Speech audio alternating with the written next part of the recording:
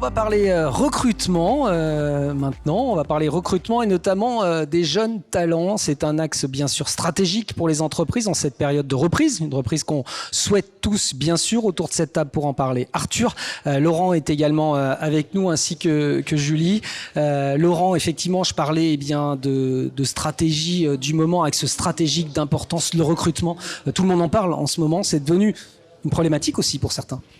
Alors effectivement, c'est une vraie problématique sur cette partie recrutement, parce que aujourd'hui, on est face à des vraies pénuries, des difficultés de recrutement avec des personnes qui ne font plus forcément carrière dans les entreprises, donc avec un turnover parfois plus élevé pour aller chercher des nouvelles expériences, trouver des nouvelles missions. Donc nous, notre job de recruteur, c'est d'arriver à vraiment mieux communiquer sur les entreprises, sur ce qu'ils peuvent trouver en changeant éventuellement d'entreprise et en rejoignant des groupes qui peuvent leur permettre de pouvoir faire des carrières et des évolutions en interne. Alors pour recruter, bien sûr, il faut identifier, mais il faut aussi que le recruté ait une image de moi qui soit la meilleure possible, bien sûr, et que j'ai valorisée. Ah bah tout à fait, effectivement. Il y a quelques années en arrière, on était forcément à demander aux candidats pourquoi ils voulaient nous rejoindre. Aujourd'hui, on est vraiment dans l'inverse. C'est à nous, employeurs, de convaincre les personnes de nous rejoindre. Donc là, c'est effectivement tout ce qui peut faire la différence à travers un groupe qui peut être en mouvement, un groupe qui va être adepte des nouvelles technologies, dans lesquelles on va pouvoir s'épanouir. Et puis bien sûr on parle recrutement, mais on n'oublie pas les collaborateurs en place. Là aussi la formation fait partie d'une forme de recrutement continu. Tout à fait, la formation tout au long de sa vie, comme son nom l'indique, effectivement dans des groupes comme les nôtres, aujourd'hui on a la capacité de pouvoir accompagner, de former, de monter en compétences, de pouvoir adapter, que ce soit sur de la partie transverse éventuelle pour évoluer de métier au sein d'un groupe. Bon alors justement, comment s'organisent exactement vos activités de recrutement et agences d'intérim ? Alors aujourd'hui sur toute cette partie agence d'intérim et recrutement, aujourd'hui on travaille sur des métiers très spécialisés que peuvent être l'expertise comptable, bien évidemment en sein du groupe André, mais sur des métiers aussi dans d'autres secteurs d'activité, sur le BTP, sur l'hôtellerie-restauration, une grosse spécificité également sur toute la partie viticole. Bon, alors je vais me tourner vers Julie. Au sein du groupe, vous êtes actuellement en pleine phase de croissance. Qui dit phase de croissance dit forcément recrutement.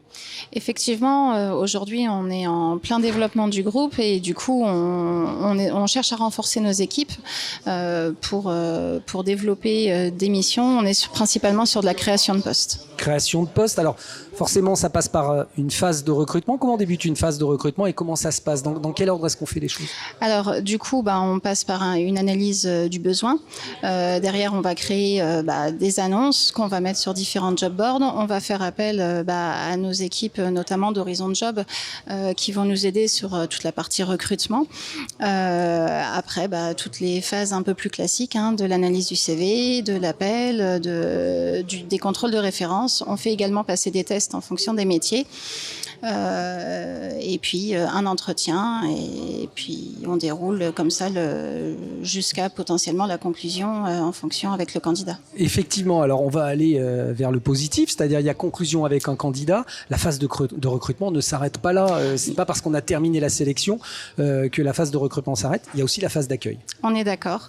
Effectivement, on essaye d'intégrer le collaborateur qui se sente vraiment bien accueilli. Donc généralement, on passe beaucoup de temps avec lui sur les premières heures de son arrivée dans l'entreprise pour lui expliquer, pour lui présenter son contrat, pour lui expliquer vraiment comment on fonctionne. Et puis après, ça passe aussi par l'accompagnement au quotidien de son manager, des équipes. On fait ce qu'on appelle un rapport d'étonnement au bout d'1 mois et demi pour faire le point avec la personne, qu'elle nous donne aussi des critiques constructives pour qu'on s'améliore en permanence. C'est le but également. Et puis tout au long de sa vie chez nous, de toute manière, le but, ça va être de l'accompagner pour qu'il se sente au mieux. Bon, alors au moment du recrutement, tout à l'heure, Laurent précisait quelque chose d'intéressant, c'est qu'il y a quelques années, on demandait justement aux candidats pourquoi ils nous avaient rejoints. Là maintenant, ma question, c'est quel intérêt je vais avoir à rejoindre votre groupe demain si je suis candidat ? Alors, on essaye au maximum de se centrer sur le bien-être du collaborateur parce que on part du principe que si le collaborateur se sent bien, il va forcément être beaucoup plus efficace dans son travail.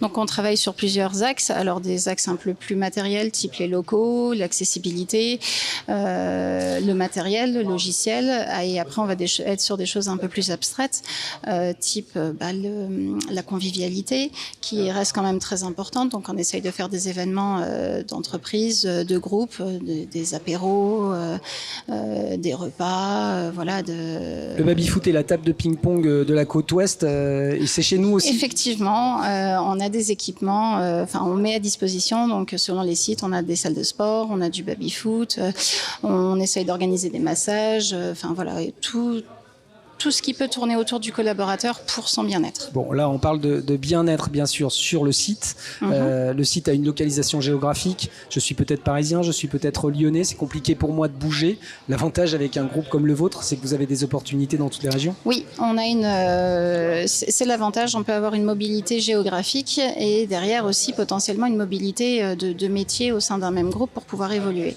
Oui, ça, on va y revenir, oui. C'est extrêmement important. Vous êtes multidisciplinaire, mais ça veut dire que je ne vais pas rester enfermé toute ma carrière dans un job. Si jamais j'en ai envie et les possibilités, bien sûr, vous allez pouvoir me proposer de poursuivre ma carrière chez vous ? Bien sûr. On a d'ailleurs des exemples au sein du groupe où effectivement, le but, ça va être d'accompagner de toute manière le collaborateur pour sa montée en compétences, d'un point de vue purement légal déjà pour son employabilité, mais au-delà de ça, pour qu'il puisse développer ses compétences, ne pas s'ennuyer dans son métier et apprendre au quotidien. Et effectivement, on a l'exemple de collaborateurs qui sont qui ont voulu changer de métier. On a une collaboratrice qui était comptable, qui aujourd'hui est gestionnaire de patrimoine. Donc, on l'a accompagnée dans sa formation, etc., pour qu'elle puisse monter en compétences et changer de métier. Et récemment également, on a un collaborateur qui était chef de mission en audit sur la partie commissariat aux comptes et qui a créé sa société de recouvrement.